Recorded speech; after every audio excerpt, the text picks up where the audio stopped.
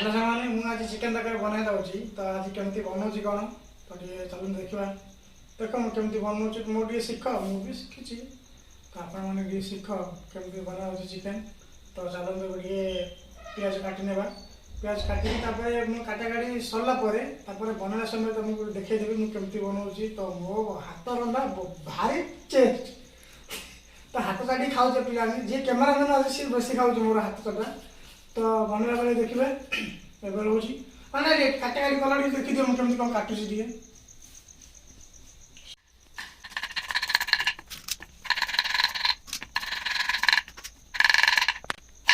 देखो तो पिज काटी मैं आखिर पूरा लुहा होगा कौन कर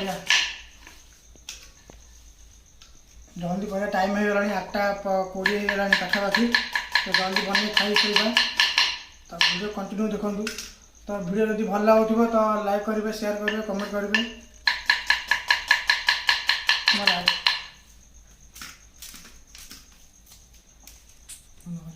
बर्तमान अब टमाटो काटा भी सरी जाइए काट आलू आलू गरम पानी सिझा तो मसला बनवा चलते साइड मैंने जो चिकेन पे जो मसला बनैबी ये चिकेन ही माने मसला ही माने चिकेन बहुत टेस्ट कर तो देखो मुझे माने मसला केमती बनाऊँगी तो कैमरा पाख देख भले से देख मुझे कौन पकाऊँ यहाँ हूँ अदा रसुण पेस्टा पूरा 5 टଙ୍କା पूरा कहीं आम अध किलो बनाऊँ 5 टଙ୍କା पकाऊँ 2 किलो कर तो 2टा पकई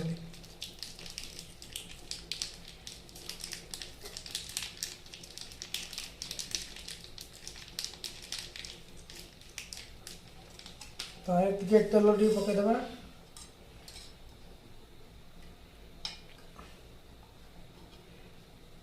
गोटे बेला तेल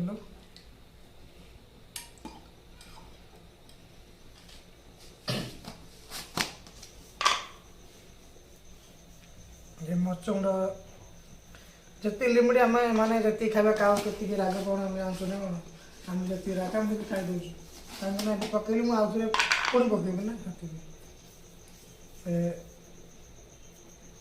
कौन कौन मत मुझे जानी ये मसला ना जानी तो बेसी पकईदी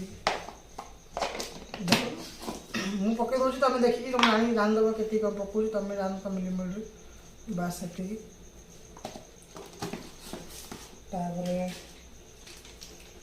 हूँ चिकेन मसला आ मसला टी पकईदा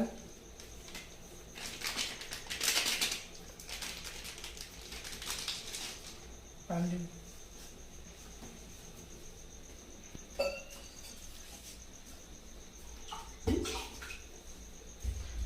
तो आज लिमिट अनुसार पानी पकेबा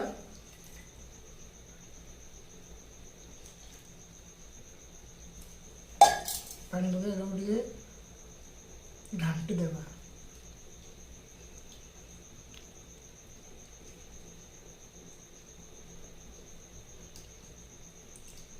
तो चिकेन पे ये मसला तैयारी गला देखी पारे और डायरेक्ट एवं को वीडियो डायरेक्ट जो बनला समय तो मुझे देखेबी तो ये रोचे जल्दी बन खाई शोया पड़ो ना सका उड़ी जाए पड़ो हो ताले बंद कर दियो देखो पियाज फ्राए करी पियाज टमाटो फ्राए कर तो तेल टे पकई दूसरी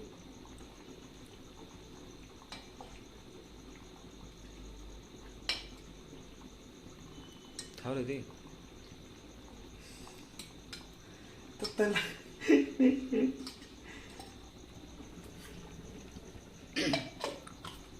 तेल गरम होगा तो ये आगे मछली पकईदा जी पिज काटिका पकड़ा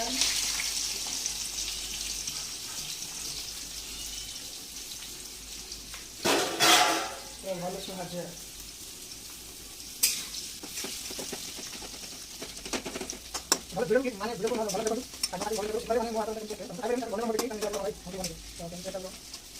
माने मो प्रकार मोर टे अलग टाइप रोसे कहीं जो मो शिखिनी मो निज अनुसार पिज आम पकेवा ढांचा से स्टाइल यहाँ मोर नुआ स्टाइल कारण अनुकूल स्टाइल मुझे गंजाम पिला मात्र मुझे अनुकूल स्टाइल टे काढ़े कारण ये पकई जो पूरा सीझीज ମାନେ ପଞ୍ଚ ବାସନଟା ପଡ଼ିବ ପୁରା ମାନେ ଅଲଗା ୟେଲୋ କଲର୍ ମାନେ ହେଇଯିବ ସେତେବେଳେ ଟମାଟୋ ପକେଇକି ଟମାଟୋ ପୁରା ଫ୍ରାଏ କରିଦେବ। ତାପରେ ଯେଉଁ ମସଲାଟା ମୁଁ ବନେଇଛି ସେଇଟା ହେଉଛି 1 ନମ୍ବର, ସେଇଟା ଆରେ ପକେଇକି ଘାଣ୍ଟି ଦେବ। ତ ଏବେ ରହୁଛି ତାପରେ ହେଲା ସବୁ ହେଲା ଟମାଟୋ ପକେଇ ଘାଣ୍ଟିଲା ପରେ ଯେତେବେଳେ ମସଲା ପକେଇ ସେତେବେଳେ ଘୋଡ଼ିବ। ତ ଏବେ ଯେଉଁ ମାନେ ମସଲାଟା ପକେଇବା ସମୟ ଆସିଲାଣି, ତବେ ମୁଁ ମସଲାଟା ପକାଉଛି।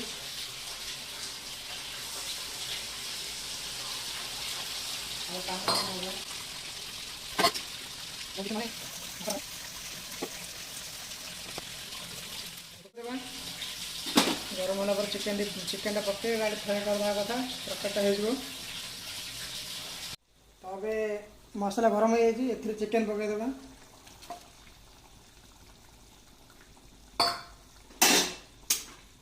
ଭଲସେ ଘାଣ୍ଟିବା। ଯଦି ଘଣ୍ଟିଆର ନ ଆସୁଛି ମୋତେ ଡାକିଦିଏ, ମୁଁ ଟିକେ ଘାଣ୍ଟି ଦେଇ। ଭାଇ ଆମର ସବୁ ଚିକେନ କଲେ ଚିକେନ ଆମର ଲୁଣ ପକେଇ ନାହାନ୍ତି। ପଡ଼ିବ ଏବେ ପଡ଼ିବ, କ'ଣ ପାଇଁ ନା ସେତେବେଳେ ପକେଇଦେଲେ କିଛି ଚିକେନ ପଡ଼ିନି, ଏବେ ପଡ଼ିଲେ ଚିକେନ ଜଲ୍ଦି ସିଝିଗଲେ ପକା ହେବ। ମାନେ ବନେଇବା ମାଷ୍ଟର ଅଲଗା, କହିବା ମାଷ୍ଟର ଅଲଗା, ଜାଣିପାରୁଛ ନା? ଜଣେ ସିଆଡ଼େ କବାଟ ଠକଠକ କରୁଛି।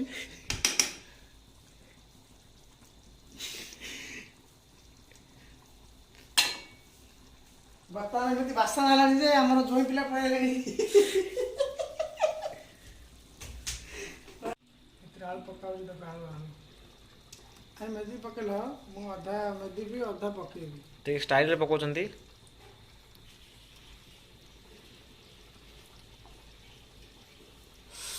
ଆଉ ବର୍ତ୍ତମାନ ହାତ ତାତୁଛି। ଆଉ କମେଣ୍ଟରେ ଲେଖିଦେବ ଆମର ଚିକେନ ତରକାରୀ କେମିତି ଲାଗୁଛି, କେମିତି ଲାଗୁଥିବ। କାହିଁକିନା ମୁଁ ବନଉଛି ଦେଖିବ, କାହିଁକିନା ମୁଁ ଖାଇବି, ଦେଖନ୍ତୁ ଏବେ ଖାଇଲା ଆଳୁ ବେଳେ ମୁଁ ବନେଇବି ଆଗକୁ ଆପଣମାନଙ୍କୁ କହିବି, ମାନେ ଏଇଟା ଆଳୁଟା ପକା। ଆଉ ଆପଣ ଯଦି ଚିକେନ ତରକାରୀ ବନେଇବ ଆଳୁ ସିଝେଇକି ପକେଇବ।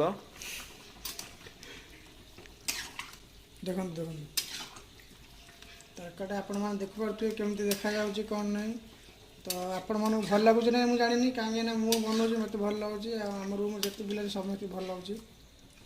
ଆଉ ଖାଇଲା ବେଳକୁ ତୁମକୁ ଭିଡ଼ିଓ ଦେଖେଇ କେମିତି ଟେଷ୍ଟ ଅଛି। ତ ଏବେ ଦେଖିପାରୁଥିବେ, ଆଉ ଟିକେ ପାଖକୁ ହିଁ ଆଣନ୍ତୁ, ଦେଖେଇ ଦିଅନ୍ତୁ କେମିତି। ତ କମେଣ୍ଟ ବକ୍ସରେ ଲେଖିବେ କେମିତି ହେଇଛି କ'ଣ, ଯଦି କ'ଣ ହେଇଥିବ ଭୁଲ କ୍ଷମା କରିଦେବେ। ତ ରହୁଛି, ଖାଇଲା ବେଳେ ଗୋଟେ ଭିଡ଼ିଓ ବନେଇଦିଏ, ତୁମେ ଦେଖେଇଦିଏ କେମିତି ଟେଷ୍ଟ ଅଛି, ମୁଁ କହିଦିଏ ରୁମ୍ ପିଲାମାନେ। ହଉ ରହୁଛି, ବାଏ।